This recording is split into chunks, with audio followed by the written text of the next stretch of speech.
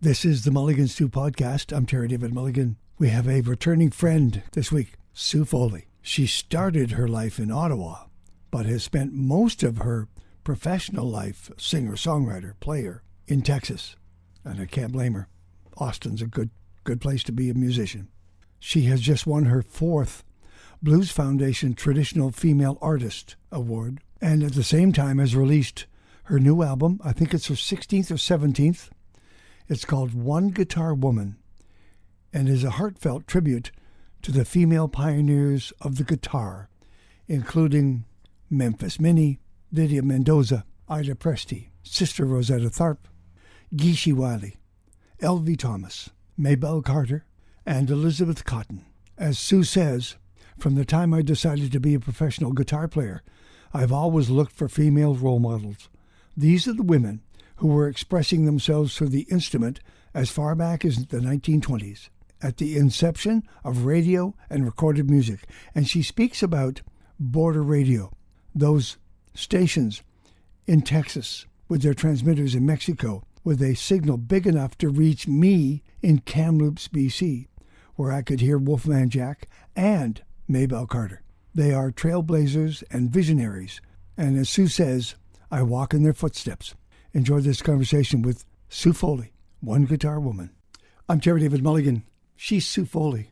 Where have I found you? Where's it looks like a Hollywood set, like somebody's...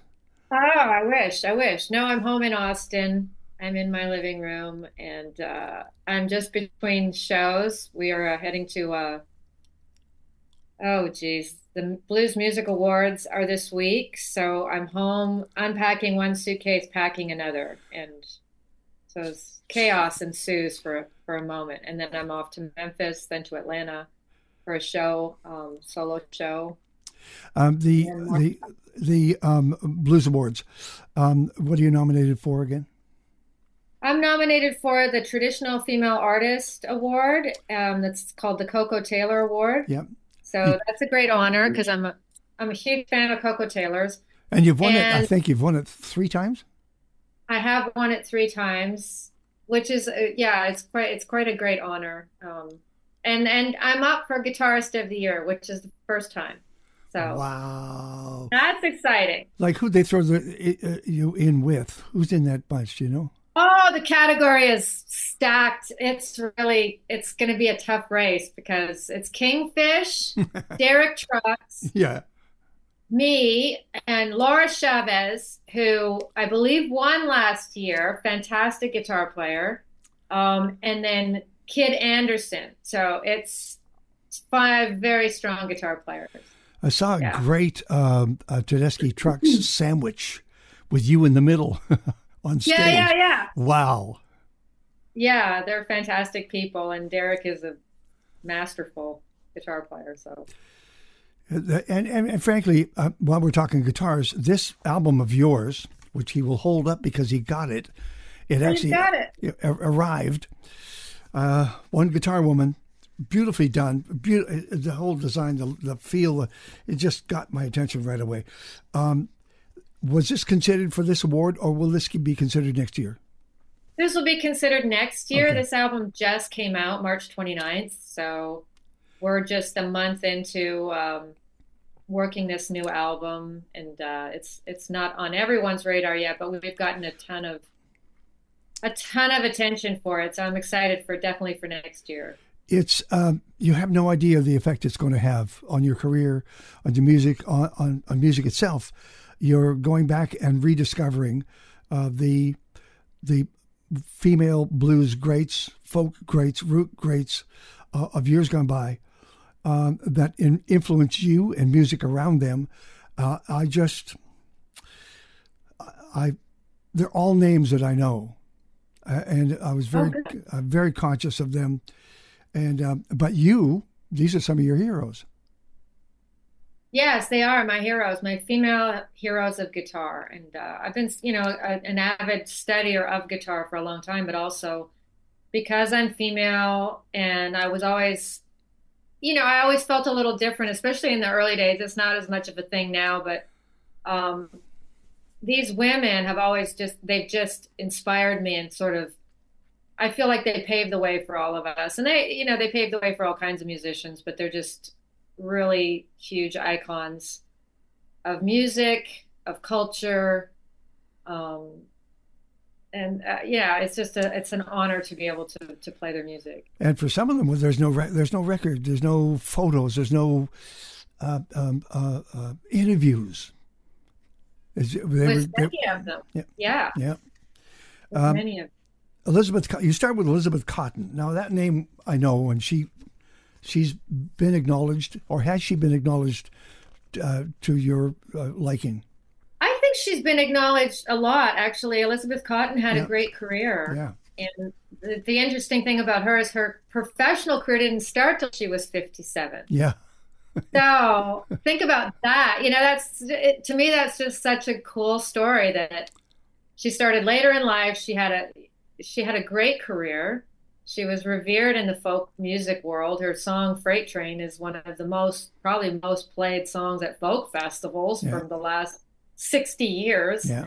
So, and she played way into her later years. And I think, I really think she was acknowledged and celebrated.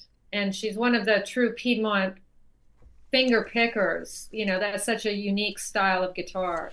Describe that for anyone who hasn't picked up a guitar, that Piedmont style. The Piedmont style is it's a finger picking style where you're using, when you think of guitar, a lot of times you think the left hand is doing all the work. Yeah. Well, this time the right hand is doing all the work. And it's a technical thing where you're using all your fingers on your right hand while you're picking all the strings, playing bass lines, lead parts, and rhythm all at the same time while singing. It's quite a trick. And she played left-handed upside down. That's right. That's right. Yes. That's a whole other level of difficulty, so. Who's the most famous Piedmonter that we know? Well, I mean, Piedmont has a lot of different, I think she is actually, okay. Right, to be honest. That's good. I really do. I mean, there's other Piedmont players and I've interviewed Etta Baker, who was also a fantastic Piedmont finger picker in that tradition. But there's many, and I think Cotten is right up there.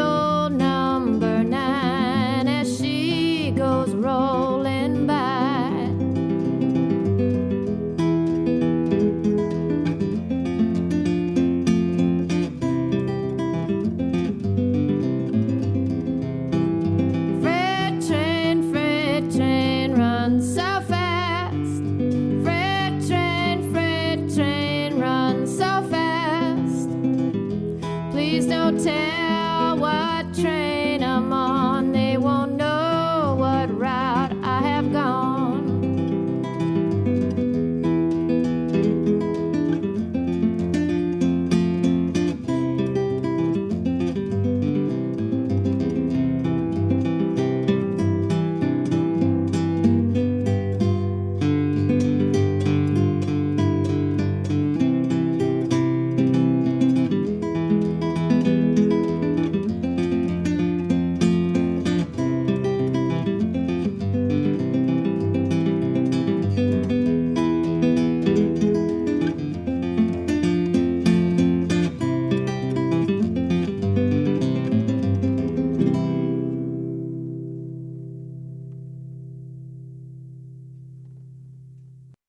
Is that the guitar you're playing on the album behind you? This is not. Actually, the guitar I'm playing on the album is in the shop Okay. because it's been on the road getting roughed up. And this is my spare at home. But it's another flamenco guitar. You bought it in Mexico? I did. I bought my flamenco guitar in Mexico, and that's the one guitar I play on the album, hence the title, One Guitar Woman. Because I played one guitar, and it was a flamenco guitar, which is from the classical family, but it's a little more rugged and visceral. So I could play blues. I could play a lot of styles on it that on a classical is a little more finesse is necessary and a little more gentle hands. So I'm playing blues, I'm playing Piedmont, I'm playing Carter Scratch, I'm playing some classical and some flamenco on the guitar on the album with the one guitar. I got him Paracho. Carter Scratch. I love that. The Carter Scratch. See, that just, I went, oh yes, the Carter Scratch. Because she's working, she is the band for all the voices around her in the Carter family. She's got to stand in there. Yeah, Maybelle Carter, and I was just at the Country Music Hall of Fame where her famous guitar sits. And she also has gotten a lot of acknowledgement. Yeah. And the things they wrote about her at the museum really shone a light onto her contributions on how she changed how people played guitar, basically, and lead guitar and incorporating lead into, again, it's a one man band, one woman band, going with the Carter Scratch, but she's doing a lot of parts at once. And it's a really popular guitar style that she invented. So when you go out there, it's just you and the guitar? It is. How long sound check? Not long. 20 minutes, I don't know, depending. Well, about 20. You want that guitar to ring. You really do. Yeah, the guitar, well, because it's just me and the guitar, it's easy to hear both instruments pretty clearly. You're not fighting elements of, drums and bass and stuff like that. You're just kind of there. So. I want to play Maybelle's guitar, which you wrote. What was it you wanted to say? Was it about the guitar or was it about Mother Maybelle? Or both? It's about both. Yeah. It's about the impact of her legacy and how far it reached. And, so I talk about border radio where, the Carter family kind of made their mark. And that really affected all of American culture because border radio had these huge transmitters that went all across the country. And, people who never heard radio or had never heard that style of music heard her. XERB, Del Rio, Texas.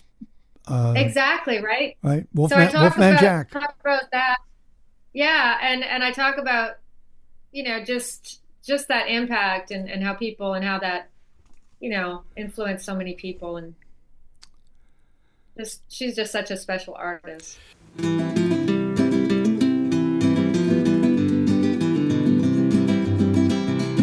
It launched a million dreams, it saved a million souls.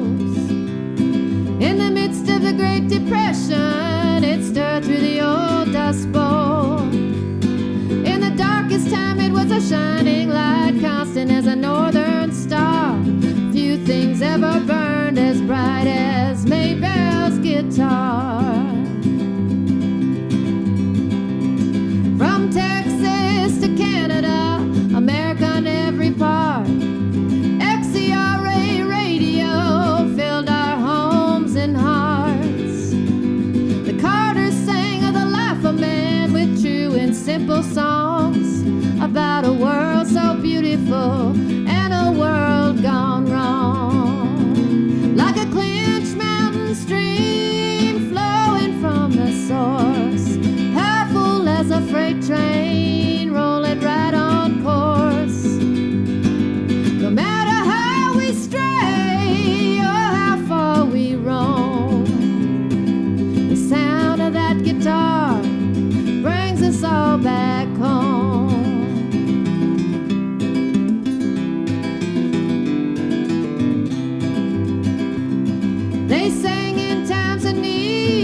of forgotten and forlorn, and her Carter scratch rang out through an old Victrola horn, where a young boy sat with dreams of being the next great country star, as he learned to pick out every tune from Maybelle's guitar.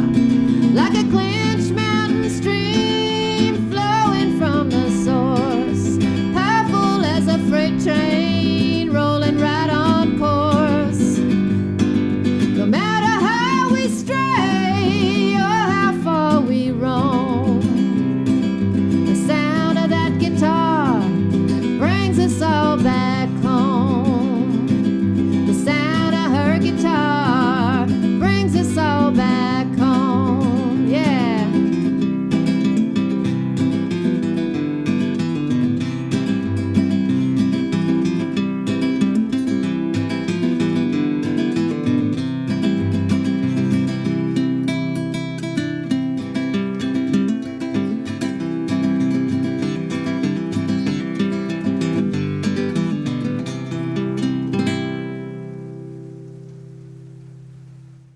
Have we heard the whole story of Memphis Minnie? Is there still a documentary to come, some sort of novel book? Well, with Memphis Minnie, there is one book, and it's pretty thorough, and they did a lot of interviewing people who were alive at the time Okay. who actually had interactions with Minnie.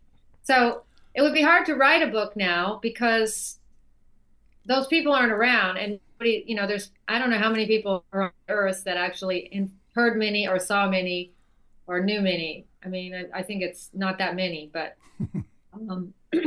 so it would be hard to. I mean, it's not impossible. I always say the way to know her is in the music, is in the lyrics. Yeah, she wasn't hiding.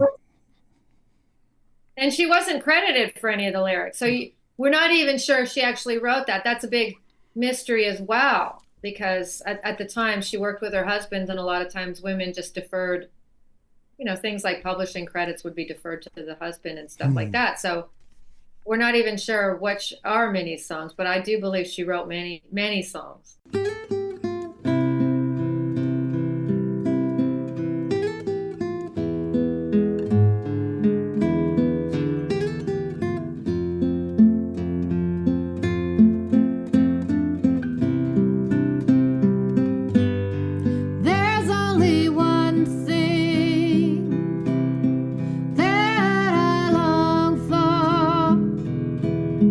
When I reach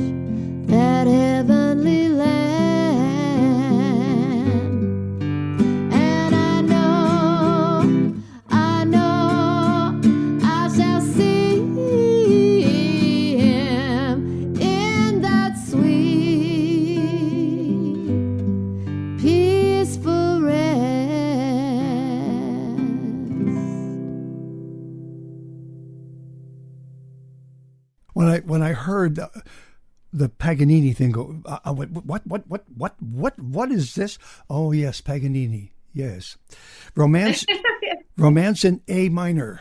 Why that track? That was a track I got from an Ida Presti album. Ida Presti is a classical musician, and she died, sadly, she died pretty young. I think she was only 43 or 42 when she died. So she was already making a huge impact in the classical world, and she was known as a virtuoso guitar player. She'd been a child prodigy and doing concerts from the time she was a child, before even, before her teens. She was performing concerts in France to great acclaim. And I found one solo album of hers called The Art of Ida Presti, and I found that song. I was like, I want to do something for Ida Presti because she's so important, and I'm a blues player. Where do I start? So I was listening to all the material going, oh my God, I don't know if I can do this. But I heard Romance in A minor, and there was something in it I felt like I could convey, and I felt there was something bluesy in it. It was a little slower, so it wasn't super pyrotechnically challenging, but it had a vibe and a feel that I thought I could get my hands and heart into. So, but she's such an important figure too. She was a masterful musician and technically virtuoso, certainly really technically, which in the classical world is a lot, because it's a very high standard. If you're watching on YouTube, this is the album Sue Foley. One Guitar Woman. How about that? Look at that. That's beautiful. One Guitar Woman. It's out now.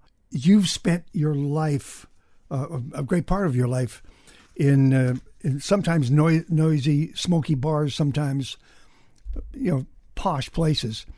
What kind of room are you looking for to take you and that guitar into? Do you want soft seaters? What do you want? Yeah, this is more suited to theaters and soft seaters, to be fair. It is listening music, especially if I'm going to pull out a classical piece like that. I kind of need the audience a little quiet. I can do a lot of the material in a bar though, and I have, including Malagueña. People go crazy. So, but mostly I think if it's just solo, I think a listening is great. There's a couple of things. First of all, it's Mother's Day this weekend. And I think of you and your son, your life of trying to divide your time between your music, which was drawing you, and your family, which was drawing you, and how you found that balance. The first time I saw any female artist bring family with her on the road was a Chrissy Hynde from the Pretenders. She had her daughter with her. I thought, yes, you can do this. You can. If you got your game together, you can do this. Were you able to find a balance? I was. I had a really supportive family. My son's 27 now, so he's over the hump, way over the hump. Yeah. And I did well. I raised a really great child. I'm really happy I had that experience. That is basically the one thing that I would say separates a guitar man from a guitar woman, and something I've explored in my own interview process with other female guitarists is how you manage to get that balance, strike that balance of home life and it's all different. There's no one story, because the Carter family, of course, Maybelle Carter just worked her kids into the show. Yeah. They brought them up. They had 3 daughters, like, you're in the band. There you go. Play the tambourine. Your life is, there you go. Here's an instrument. Sing, play, do something, tell jokes. So that's what they did. And that's a great way. Other times there's the separation that you have to maybe leave your child for a number of weeks, often days, weeks, hopefully not months. That's really hard. Going away. And I didn't have to do that all that much, but I did go on the road the whole time, and he got used to it. But that's because I had a good support system. Did he pick up an instrument? He does. He's a great guitar player. No. Fantastic guitar player. He can play circles around me.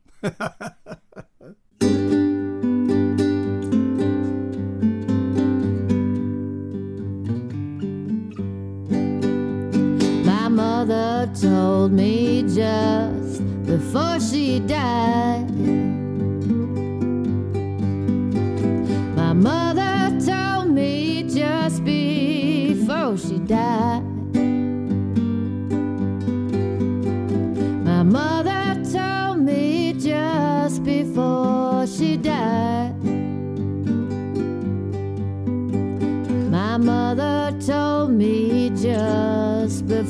she died. Oh, my daughter, please don't be like me. Daughter, daughter, please don't be like me. Daughter, daughter, please don't be like me. To fall in love with every man you see. But I could not listen to what my mother said. Did not listen to what my mother said. I did not listen to what my mother said. That's the reason why I'm standing here today.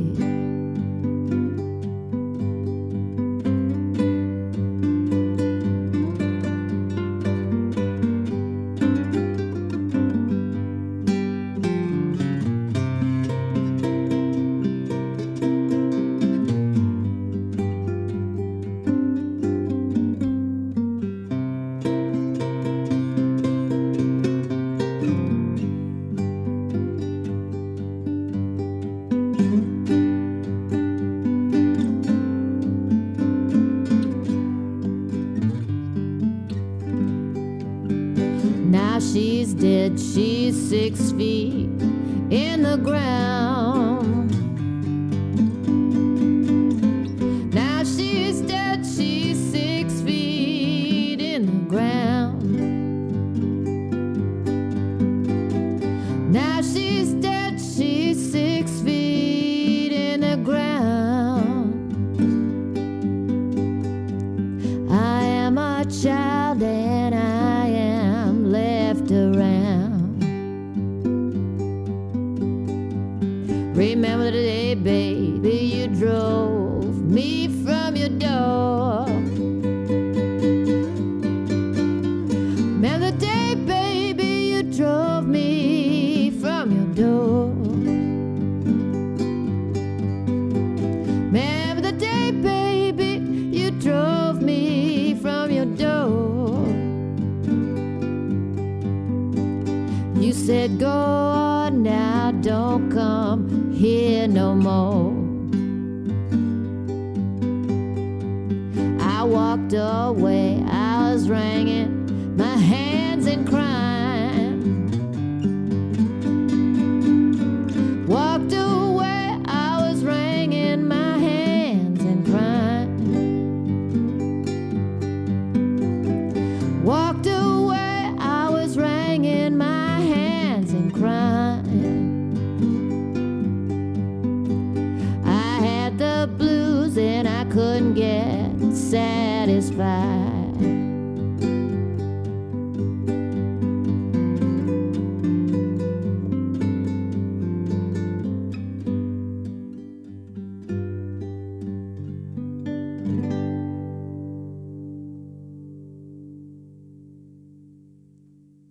I remember a conversation I had with Lyle Lovett about songwriting. And he said, I wanted to be a songwriter, and I was going to university in Texas. I decided to do an interview show on campus radio and only interview Texas songwriters. He said, I did the show, but what I was really doing was teaching myself how to write songs from the best songwriters in Texas. Wow, I didn't know that. That is amazing. That's fantastic. That's so smart. And so here you are. Did you have to? I mean, because you were a guitarist, did you just pick up that acoustic guitar and play, or did you approach it differently? It had a completely different touch technique. It's taken me decades to finesse this instrument. This is a completely different instrument than the electric. Still 6 strings, still the same fretting, but as far as the way you the technique and where the sound comes from is completely different. So that changes how you approach the instrument, and it's a different animal. So Well, you know how guitarists will oversell, frankly, the playing of a blues note or a blues pull, and like their faces in pain. When you're playing that instrument, do you have to tell yourself calm, or how do you project internally over top of that guitar? I like to throw my head back and just relax. Yeah. And sort of give into the instrument. That's kind of my vibe. Like, I just kind of like to lean back and let the music kind of lead me places. I don't necessarily, the whole guitar face never made sense to me. You don't need to use those muscles when you're playing the instrument. Yeah. So, you know what I mean? That's theatrics right there. Yeah, I know. This is fantastic. But it works. It works for some people. Well, it works. Some people They make it work, you know. Some people just do it. Albert King smoked a pipe, for Pete's sake. I know. Clarence J. Mouth Brown would play the most wicked, fast things, and he looked like he was, reading a book. He'd just be like, I was always like, that's cool, Last Kind Words Blues. Geeshe Wiley. Geeshe Wiley. That's an old classic song. It is, and it's quite a revered song. It's been covered by probably dozens of artists at this point. A moving song with a different feel and vibe to it. It's got a haunting feel that I think really draws the listener in. And there's not much known about this mysterious figure. There are no pictures of Geeshe Wiley. In fact, it wasn't her real name. And she was on the run, and she had changed her name. And there's a lot of myth and history about that I find really intriguing. I tell you who did get the light shone on her, and we did get videos, and we did get interviews, of course, and that's with Sister Rosetta Tharpe. She got some camera time, and it was important, and she played. Oh, she played. Why that particular song that you've chosen for the album, "My Journey to the Sky"? Yeah, that's kind of an outlier of a track, because you think with Sister Rosetta Tharpe I would have chosen to play, something with some strong single note leads in it, and I chose a much more introspective piece that she wrote, which I was very happy about to discover. But really, I did it simply because I love that song. And I'm really fond of her work with Marie Knight. They had a duo, just voice, guitar, piano, and two voices. And I just find that is my favorite stuff from her. And that's a piece they did together. And I hear that song, I just die. So I just took a stab at it. But I like that she wrote it, and she was such a extroverted musician or extroverted performer that this sort of shows her kind of her quieter sides, maybe, and thoughts.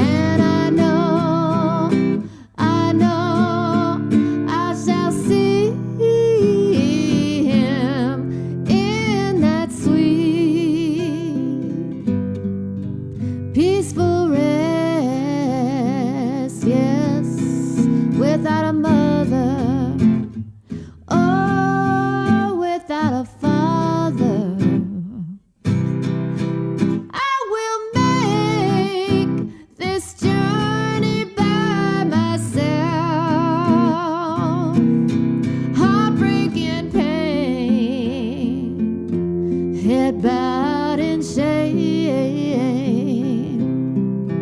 'cause our journey is alone. There's only one thing that I long for when I reach that heavenly land. And I know I shall see him in that sweet, peaceful rest.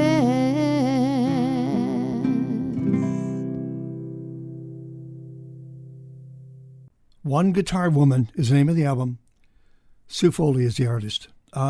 Is there a vinyl version coming out? There is a vinyl. Hold on, let me hold it. Excellent. Beautiful. Excellent. And you can get it because this is on Stony Plain. It's really quite a beautiful vinyl. And It's fantastic. what I like about it, as I wrote the liner notes, the vinyl, you can really read them. Yes. They're legible. They're not like a little CD booklet. Yeah. So I wrote a piece on every artist, a little intro to their music, and yes, on the CD it's a little smaller. It's a little smaller, and you got to start in a Some spot. magnifying glasses. Here's what I do like. Final words. There's something that transformed me.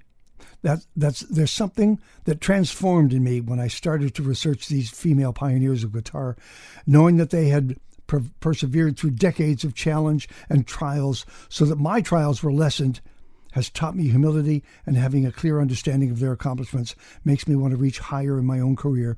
They forged the path for all female guitarists, leaving us not just the trail, but a map of directions and the wisdom to navigate it.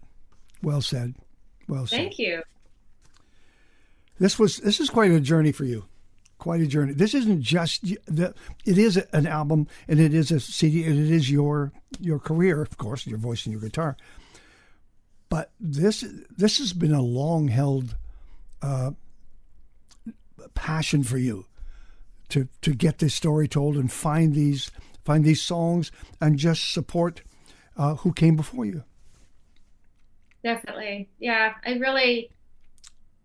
that really speaks to me. I mean, I've done a lot of research and people I don't know if women realize their place in the history of guitar culture. No. I'm hoping a lot more women come to the fold, not just as players, but as guitar music lovers, and realize that, hey, that I have a spot here. This isn't just about the guys' flashy stuff. There's a whole history, and obviously a really vibrant present with women in guitar right now, of course, too. So many fantastic players. I mean, they're just shredding like crazy. But back when these ladies were playing, there weren't any. So these are people that self-created, and even if you don't think of women in guitar like categories, it's just a person that was interesting enough that they chose a path that had never been traversed. So that's really the most compelling part of this. Any Canadian dates ahead? Yes, we have a Southside Shuffle in Toronto in September 6th. Donnacona Blues Festival, that's in August. There's a couple of places in Quebec. I can't do my glasses. Mostly we're in the States, and then up in August we go to Quebec, Donnacona, St. George for a couple of festivals. Then we're back in the States, and we're back in Canada in September in Toronto. And then November, we will be back. And we're going all the way up to the Yukon. It's a big country. You might want to... I know. We got to space it out. We're going to the Yukon in November. Can you believe it? That's going to be cool. Dark. In November? In November. Oh, yes. The timing is perfect. Yes. You take care of that guitar. You pack that guitar well. Sure. That's brutal. We'll be back in Alberta in March. Okay. 25. Oh yes, I've heard about if you. not before. I've heard about you in 2025. I hear it's starting to get interesting. Things is even getting better in 2025. Well, I can't. I'm honored that you would sit and talk, and just showcase these songs and these guitarists and these women. And you've had to fight that fight all the way along, even if you tired of it, even if it weighed you down. You were a woman in the blues, surrounded by an ocean of men, and you had a chance to actually say something, be something, make a name for yourself, make a space for yourself. It's better now, but each one of you women had to stand your ground. Yeah, everybody has to stand their ground. I never thought much about that, like that it was a fight or anything. I know there are those elements. I mean, the music business is the music business, and I always say it's the same way for men in a different way. But it's not the easiest thing to do, and playing guitar for a living is not an easy thing to do. So, mostly though, it's been a celebration, and it's been great to be different. And for me, I've gotten so much attention and work and stuff and benefits out of being the one, black sheep in a room of white sheep or whatever, like the one that stands out. So that's been a good thing. And there are a specific set of challenges, like we talked about, whether it be how to raise children or, how to assert yourself in a man's world. That's an interesting thing for a young girl with a guitar, but for most of the part, Terry, I've had a great run so far, and I feel really blessed. Thank you, Sue. Thanks, Terry.